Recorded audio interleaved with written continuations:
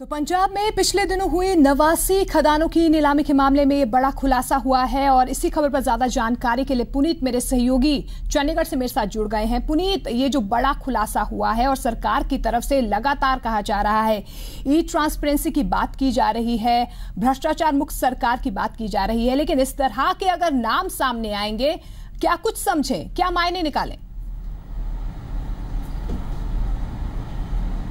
देखिए मोनिका, जाहिर तौर पर अगर इस तरह के नाम सामने आएंगे तो उसके बाद सरकार के ऊपर दाग लगना जो है वो लाजमी है, क्योंकि सरकार की अगर हम बात करें यहाँ पर पंजाब सरकार ने लगातार ये कहती आई है कि वो भ्रष्टाचार खत्म करेगी और साथ ही न सिर्फ भ्रष्टाचार खत्म करेगी बल्कि अगर ई माइनिंग के जरिए जो ई बोली होगी, ई ट्रेडिंग के जरिए वो एक पारदर्शिता, ट्रांसपेरेंसी जो है वो लाने की कोशिश करेगी। लेकिन जिस तरह से ई ट्रांसपेरेंसी के नाम पर शरेआम इसकी धज्जियाँ उड़ाती हुई यहाँ पर दिखाई दे रही है मोनिका, तो इसमें कोई बड़ी बात नहीं होगी, कोई अतिशयोक्ति नहीं होगी, क्योंकि जिस तरह से एक बावर्ची के नाम पर, क्लर्क के नाम पर वहां पर बोली लगाई जाती है और एक बावर्ची जिसकी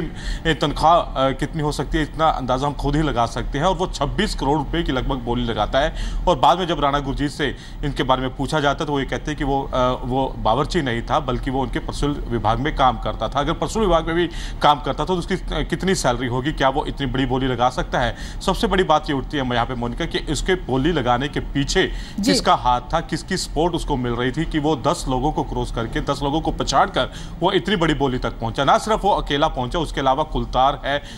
जो उनकी ही विभाग में, उनकी ही फैक्ट्री में, राणा शुगर्स में काम करता है, और उसके अलावा बलराज भी है जो उन्हीं की ही शुगर फैक्ट्री में पहले काम करता था। हालांकि अब वो ये कह रहे हैं कि वो उनकी शुगर फैक्ट्री में काम करते थे लेकिन अब नहीं करते हैं।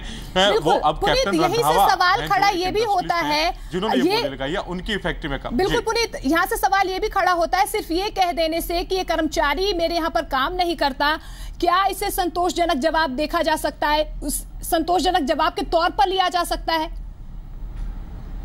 जब सरकार ई ट्रांसपेरेंसी की बात कर रही हो? जी, जाहिर तौर पर, क्योंकि इस जवाब को संतोषजनक के तौर पर इसलिए नहीं देखा जा सकता क्योंकि जिस कैप्टन रंधावा की वो बात कर रहे हैं वो भी उनके ही दोस्त हैं, उनके ही मित्र हैं, और लिहाजा वो अपनी ही कंपनी छोड़कर वो कैप्टन रंधावा की कंपनी में चले गए, जिनको अगर आप उनके बयान को अगर आप गौर करेंगे मोनिका, तो वो साफ तौर पर ये कहते हैं कि कैप्टन रंधावा का जो ड्राइवर था उनके कहने पर ही उन्होंने अमित को नौकरी पर रखा था। यानी ये उनका ही किसी जान पहचान के जो इर्द गिर्द जो है पूरी जो ये गेंद है वो वहीं पर घूम रही है, उसी गोल के अंदर घूम रही है मोनिका यहाँ पर। और जो सवालिया निशान वो जस का तस बना हुआ है कि आखिरकार उसको सपोर्ट किसका था। विपक्ष ये कह रहा है कि हो सकता है कि कैप्टन रंधावा जो है वो उनके किसी एक आधे बिजनेस में उनका बिजनेस पार्टनर भी होगा, इसमें कोई बड़ी बात नहीं होगी और ये एक जांच का विषय है। और विपक्ष जो है अब इस्तीफा मांग रहा है राणा गुरजीत से। उनका ये कहना है कि उनको इस्तीफा दे देना चाहिए और कैप्टन सरकार को इस पूरे मामले की निष्पक्ष जांच करवानी चाहिए कि एक रसोइया इतनी बड़ी बोली, लगभग 26 करोड़ रुपए के आसपास की बोली कैसे लगा सकता है जो कि एक बावर्ची का काम करता हो। और पुनीत, सवालिया निशान सिर्फ अभी नहीं लगा है राणा गुरजीत सिंह पर, इससे पहले बिजली को लेकर भी उन पर सवाल खड़े हुए हैं। और ई माइनिंग की अगर मैं बात करूं तो इस मुद्दे को कहीं ना कहीं जी पंजाब हरियाणा हिमाचल ने कई बार उठाया है, चुनावों से पहले भी उठाया है, और जी पंजाब हरियाणा हिमाचल का खबर का असर भी श्री आनंदपुर साहिब में देखा गया। उसके बाद से एक विश्वास के तौर पर कैप्टन सरकार आई, भरोसा जताया गया, जनता को भरोसा दिया गया कि भ्रष्टाचार मुक्त सरकार दी जाएगी, और ऐसे में लगातार सिलसिलेवार तरीके से इस तरह के सवाल उठना, कहीं ना कहीं कैप्टन सरकार को अब सोचने की जरूरत होगी।